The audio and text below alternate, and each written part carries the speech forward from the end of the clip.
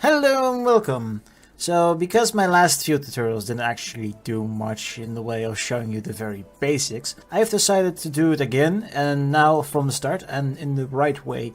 So we'll begin with getting some tools first, because you need tools to do anything, anywhere. If you want to go and do the basics of the basics and not actually download as much as possible, you could just go for Notepad or something like that, but don't use Word, because that doesn't actually work the same way, because it's not a doc editor that you need. It's a plain text editor that you need, and generally you need code editor.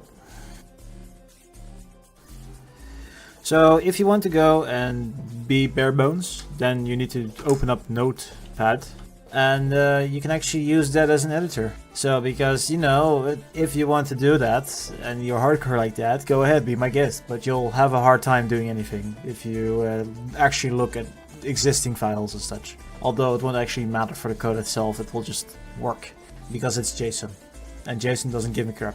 So I will be first talking about the editors. The editors are what you're gonna need. I assume that even though some of you may decide, so I'm not creative, so I'm not very good at graphics. In this game, graphics are not the main problem, although they are the longest part. You don't need to be good at them, just be able to do them. Pixel art is literally the basic of all art. All art started as pixel art in the computer space, so it's not that hard if you think about it, because people have been working on it for 50 years. So there's something in the collective consciousness that says you're not that bad as you think you are. I will be first talking about the editors, and we'll be using Notepad++ for this tutorial, my series, because I'm most familiar with this editor. It's a very basic lightweight editor that allows you to do everything you need for mods in Airships, and a little bit more if you're interested in making websites or actually going and programming other languages, because it's just a plain code editor that will allow you to do stuff. But there are other options in the editor space. There's a whole ton of stuff. Sometimes there's more, and sometimes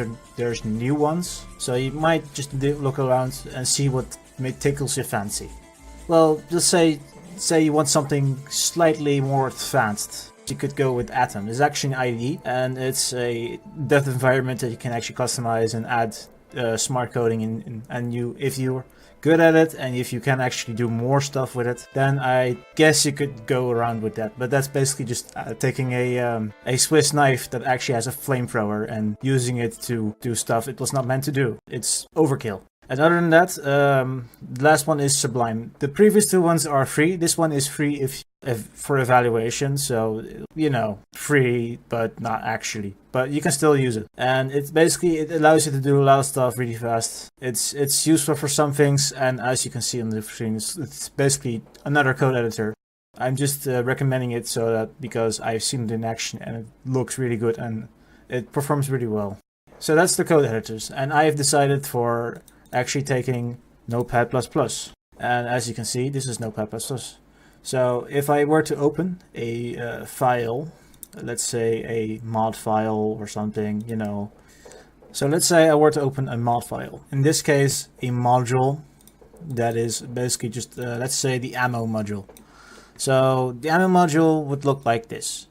It's JSON, and as you see, it will actually highlight the code, and it will basically just go ahead and highlight what is a code, what is a number, and what is a string, and it will actually just show you from, well, this is part of that, and this is part of that, and it's really just a simple editor that you can use. I'd recommend this because you can do lots of stuff with it. One of these things is just 2 screens in one, and this helps a lot with a lot of things. And you can actually open up let's say you want to start a project. You want to keep everything in the same space, but also accessible. So you'd use something like, my mods folder, and you can actually have folders and files, and there's still some manual things you need to do, like making folders and files in the mod folder when you're working on, but then you can just select them and double click, and you get them here, and you can actually use them. But that's just Notepad++.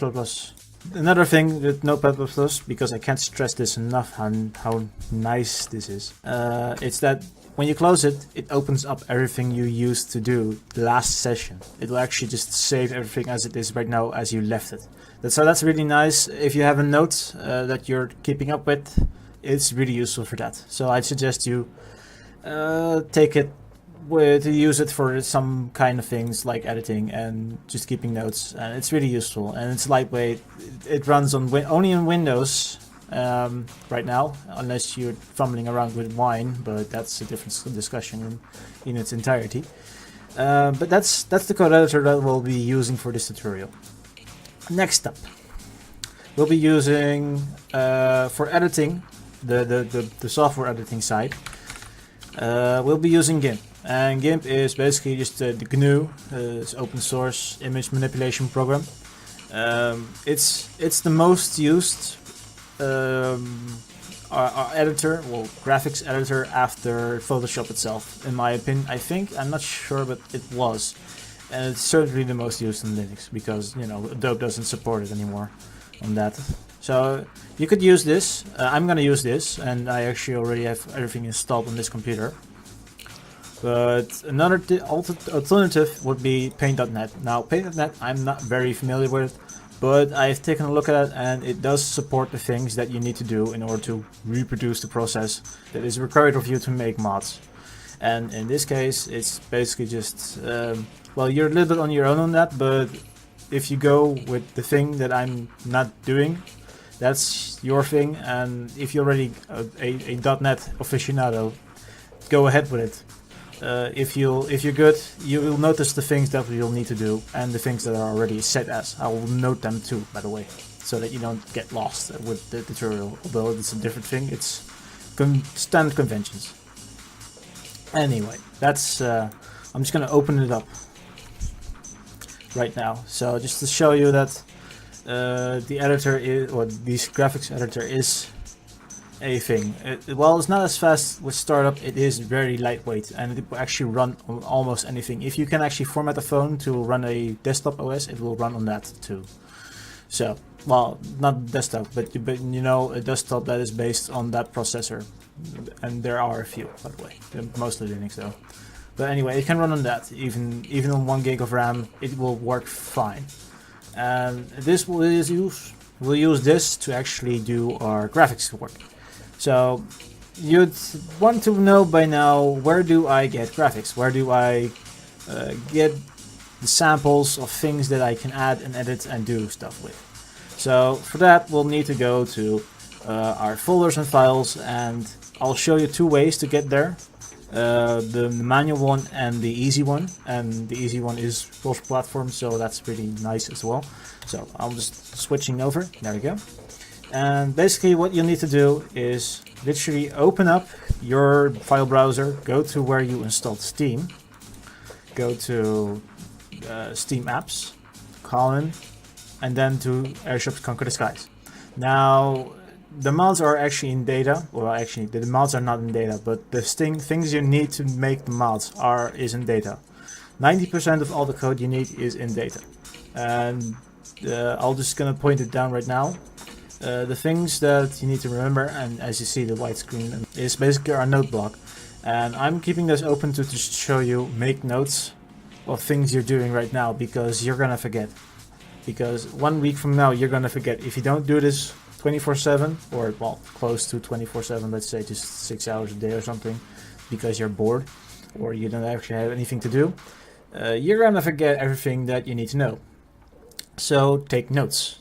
I recommend you go and start the video over again if you need some notes, but you know, that's for you. That's your homework if you want or not. But anyway, so that's one way of actually doing it. And the other way would be to go to Steam, go to Properties, and go to Local Files next to Beta, because you can use that to get beta of the game, and then browse Local Files. And from there you can actually enter data, and you will have all the same files as the same way. This is a lot quicker and it's a lot simpler, because you know it's hard coded versus where you are, you know, things. And well, at this point you'd wonder, where are the mods? Where are my modly mods? So I'll just open this. So the location for mods, as it states, is where on app data. So there's a little bit of a trick to getting there, because Windows doesn't actually allow you to see all directories, because it's afraid that you're inexperienced with the OS, and I can't fault it for that, because most people that are better than just your average user actually know how to use most things and actually disable the setting that does that. Or in this case anyway, we'll follow the route. So app data, and if you're going to take notes, this is one of the notes you need to make. You're going to visit this a lot of times, and so you need to go there. So you're gonna get into the roaming file with typing that. Next, we're gonna go to Airships game, and then to mods. This is where your homemade mods, your homebrew, this is what you make, and this is anything you would download off a external website and actually put in your mods folder through the game itself. The game actually has a mod loader that actually just places the file from the amod type file. It's just an archive. It's just a compressed file format for your folders and files, and puts it in the mods folder. Now you might wonder, where does Steam store its mods? Well, it does that in the Steam folder and /mods. It will store the subscribed mods, and you can actually use these as resources if you decide to. I'm sure they won't mind, because most of the people they're doing it for free. So as long as you don't actually copy paste their mods, it's okay, I think. But keep an eye out for that. Just be gentle and be nice to the other people that put in the work and effort to actually make the mods. Take it up with them if you decide to use their code. But generally they also copied it from the base game, or just basically just added it. And if you're gonna say use it, just say that you did, or just don't mention it at all, and be very nice to the persons that made those, and don't piss them off, please. They're all nice people who did it for their spare times, and nobody actually made any profit out of it, unlike Bethesda. Anyway, so you now have your sources of where you can get your code. That's basically where you can find them, in your mods and in your data. Now I'm going to use one of these mods. This is my friend. This is one of my friends. I'm going to use it as an example for what we're going to do here.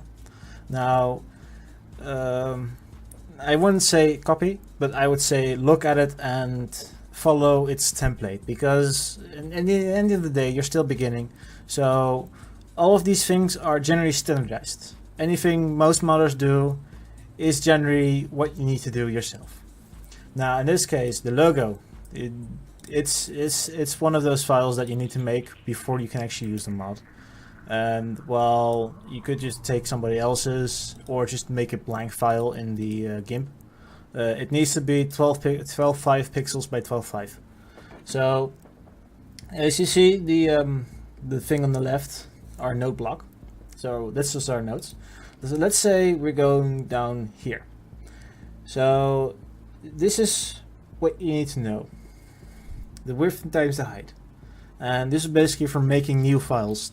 If you decide to not actually take a file, copy and paste it, by duplicating it, and actually edit it from there, and you want to start with something new for some reason, those are the file formats that you need to do. And the nest things on this one, by the way, is that's basically meant for if you click on the nest and you see the image and the text underneath it. Basically this is the image that you need to use for it, this size anyway, and you need to name it towards the same thing, but we'll get to that. And this is for dialogue portraits. But anyway, so that's something you need to know for later, when you actually start to make something new, and unlike some things in the start. But as you see here, now there is going to be a difference between the mods and the base game, and that is language. And in this case it means strings. Now these serve the same functions in the same way, and they will basically make the things in the game like you know, the descriptions and the texts, and depending on what language you're using, they will actually make it Chinese or Japanese or whatever your native tongue is, if you decide to use that. So I've opened it in Notepad, and this is what happens when you open this file in Notepad. That's why I said that you're not gonna go really far with Notepad. Although you can actually just make a new file and format it correctly, I recommend you don't, because it's gonna give you a headache. You know, although it should be right if you start from scratch. So let's just open up the same file, but then this time it's going to be in Notepad++. And as you can see, it will open up in the last window you pressed your mouse on, you know, left click, and it will just order everything correctly as you're supposed to see. Now, most of these you can just ignore. You shouldn't edit these because that will break something. Although if you make something like this in the game, it will basically be nothing. And if you remove it all together for your mod, it doesn't actually it will just use the base game thing. So that's something to realize. That's it. So basically, these are just the you can use these as templates, as formatting. Basically, these are just the look at the game where they appear and just see what they mean. Most of this you will need to just figure out yourself as you go along. What we'll be mostly doing in the beginning is the modules, and the modules are very basic. Basically, it just starts with mod, and then the name of the module, and then there's mod, and then description, and then the module again. And basically, this is just the name when you look up in the list, and this is the description when you go over them, or when you have them selected, depending on, you know. And all the things in the game are just here. And right now it's just too much text to handle right now. We're gonna not pay much attention to that, so we're just gonna go and get rid of that. So I will now discuss about files, because as you may notice, if you go switch again to our other files, mods right now can actually get quite big. If you go to White Fox's modules, you see there's a lot of them, and actually I have 3 times as much as this base game right now for my own personal expansion mod. It gets hectic, so you know, you need to have some way of keeping them safe and making sure you're doing things all right. So normally you could just work from the mods folder. So say that you want to just make a mod, and you can do that. There's nothing wrong with that. But you're gonna run into a graphics problem where you update the graphics but not the code, and then the game doesn't actually see the difference, and it will actually just display as if nothing was there sometimes. When that happens, make a note. If the graphics mess up, delete generated. That's one of the things. Maybe Zerk will fix it in the future, but if you see that happening, the bug with the textures not changing, or they appear invisible in the search bar, because then they will actually appear invisible when you export them to Steam, you need to just delete that. But that's only when that happens, and otherwise depending on the size of your mod, it will increasingly take you longer to generate all those graphics. So that's another thing you need to take in consideration. But anyway, on about files. So while you could just work from the mods folder, you could also just decide to make a dedicated mods file folder. And with that I mean literally a folder where you can just store your stuff. And well, let me just with that folder you just basically save your stuff in there before you place it onto the mods folder. I tend to do that because my mods are actually very numerous, and I generally just want to use 1 or 2 of them at the same time, or when I'm working on them anyway. And I tend to just drag the things over the new ones and just copy paste them and just remove everything that is different. And that's useful because the The OS will actually just say that I'll just remove everything that's different or override it, you know, just do that. And that will just save you the hassle. Although working directly from mods allows you just to quickly on the fly edit stuff. And while that is useful, especially in the beginning, as you get along you might want to just have that. But say you need to have a backup somewhere else, or say you want to work on the same files from multiple computers or multiple locations or multiple distros, or say you have a dual boot computer like me and you want to work on it from Linux and you want to work on it from Windows. So one of the things I'd recommend is version control, or in this case GitHub. Now GitHub is basically just a well, it's a version control. It allows you to make a folder on your computer that is basically updated when you make it update. Of course, it's a bit of a manual process, but still, it is a lot more complicated than what you may need for just simple mods. And that's where we'll go to the second option that I'm suggesting that you'll do. Basically, GitHub is just a it will allow you to track what you're doing, and it will allow you to see what lines of code you're editing and removing depending on what you're editing and removing. It will show you if you added new files, and it will actually allow you to make projects with other people in that they can build from your code and from your dependencies and everything you make. Now, I'm not a shill for them, and while it is free and I kind of need to use it for my work sometimes, it is something that you can use if you're either working with a lot of people on something, or if you're that kind of person that wants to have every version ever that they made as a safekeeping somewhere, and this will allow you to do that. Although the free version is a public repository, so basically what it means is any code you make, it is public, unless you get a subscription for your account, which means it makes it not public. And well, you know, that's up to you. And let's see, let us just see what the pricing is.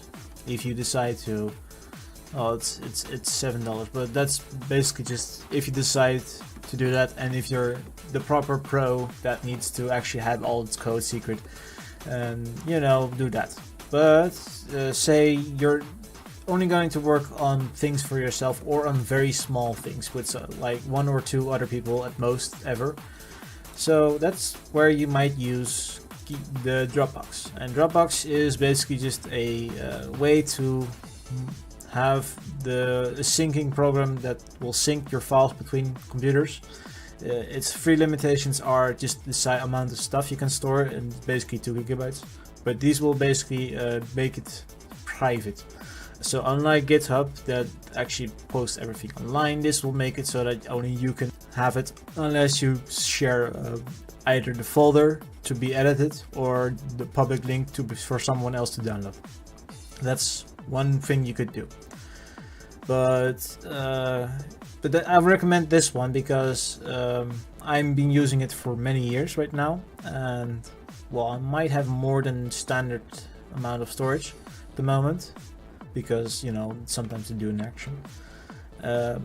I'd recommend this for small projects, or if you're not interested in doing project anymore and you are someday going to clean your computer and you see this program, you can actually use this program for a lot of other things. Just it will allow you to sync stuff between multiple devices. Even your phone has a Dropbox version, and you can actually share stuff between your phone, yourself, and other computers.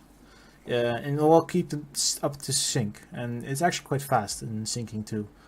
So basically, if you decide to go even hardcore than just taking Notepad, you can actually just use Dropbox to edit code on the go and on your phone as well. So if you're that kind of person that just wants to sit somewhere in the coffee shop and don't want to lug around the computer and just use a tablet or something, or a phone or whatever, you can use that to edit code on the go. And you have my respect if you decide to do that, but that's not for me. And it's, you know, but that's one of the things you could do with Dropbox. That's what's nice about it, is that you can take it over everywhere and every device. But that's up to you, right? And basically this will just give you also some kind of version control, although it's less than what GitHub would offer, because Dropbox will only save your last things that you deleted or edited for the last 6 months, and it won't actually show you what lines of code you did. But that's just one thing to notice, and so you can just decide to do what you want to decide. This closes up this this very first part of just getting the tools together, just deciding what you do with the editor and deciding what you do with the files you store. And basically just saying that that I'm gonna do this and you're gonna do that, right? Because, you know.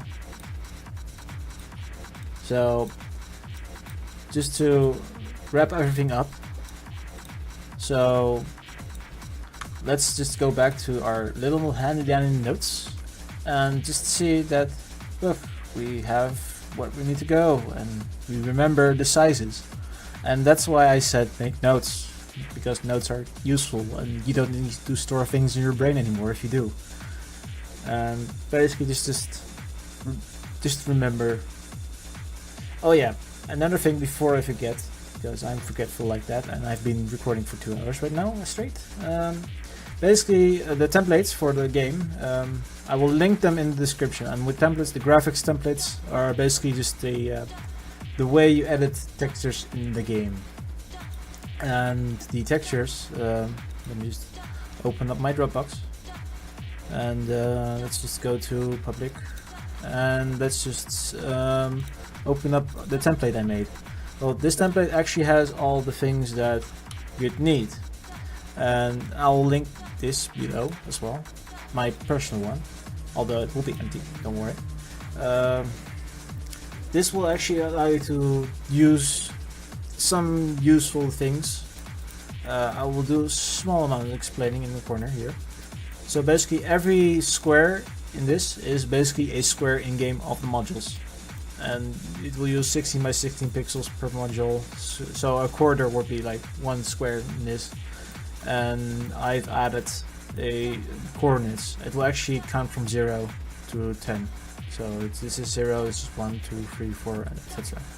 All the way to 64. And well, you know, this basically allows you to quickly see where you need to go, and you don't need to do math like Sark, because math is for losers, right? But anyway, so this is basically just a handy dandy grid, and this grid actually comes with a lot of things that you'd need. Also, because this GIMP is a new install, I still need to. Okay, I lost the layers panel, because GIMP allows you to customize everything, and that includes the panels and stuff. So it hid this behind my recording software. I lost this last time, so I had to just improve and improvise. And last time, I mean, I tried to record this once before and it didn't work because reasons, and it didn't show me because I did press the button and it did not press the recording. Anyway, so it will show you this view is your basically default view, and I've added a bunch of things other than just the sprite sheet. This one is old though, and there's one color missing, that's crimson. Zark is working on magic and heinous things, so I will add that later. But for now you can actually just get this version of the sprite sheet, because magic is not going to be a thing, right, for a while. Anyway, so we'll go over the first few parts. After this I will just basically just end the video, just discuss this. So the white parts basically just allows you to make the splinters when something breaks. That basically anything that it breaks, you can use this for it. Then is the bump map. This will allow you to make the graphics for the textures on how they look in game for the lighting. This will actually say, oh, deflect light there, or absorb light as in background, or you know, just this part is facing left, that part is facing right, and etc. So that you can make use of it. And just and by the way, this is just not one layer though. It's actually 3 layers, and this is the part where the guys that are using paint.net need to look. Basically these files, these folders, this layer is set up in a way that is additive. And what that means, it's basically just, let's see, where do I find that? Oh yeah, so basically on top of here, these are set into addition mode.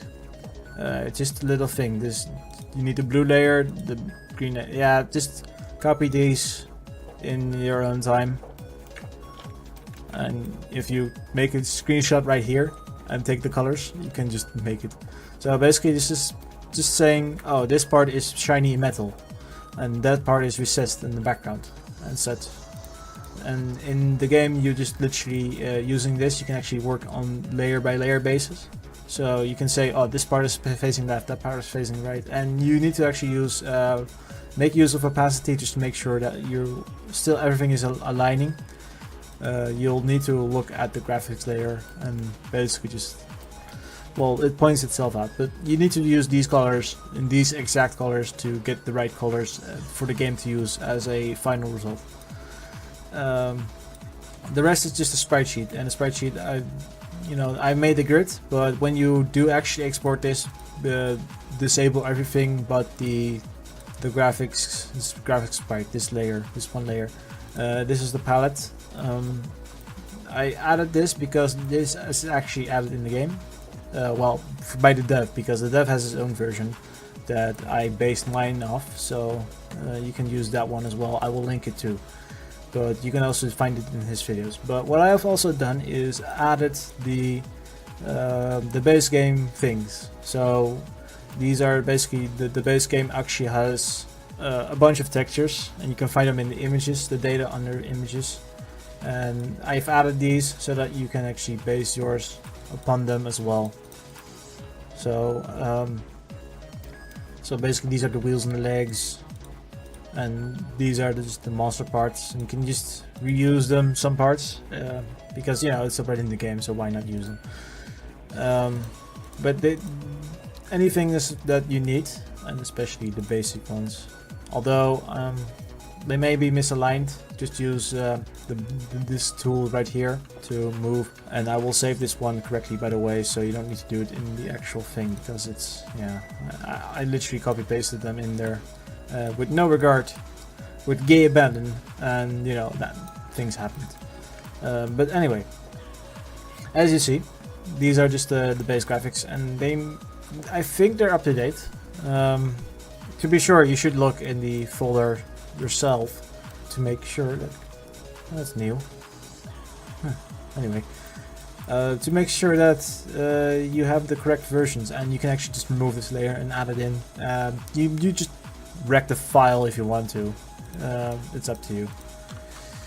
But basically, that's something you can use, and I hope you have at least all your tools and all your resources together now. Because that's the main part of the getting started. That's the hard part. This is just knowing where everything is. That's what's going to go and make or break you, literally. So as I said, the graphic templates are in the file description. Paint.net guys.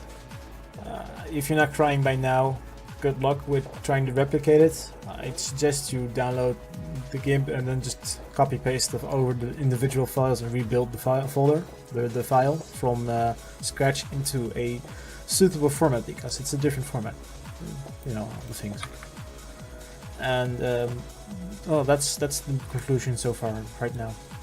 So right now I have not done any modding whatsoever, but I have done all the files, all the folders all the tools that you'll need, and all the way where they are, the lay of the land, right?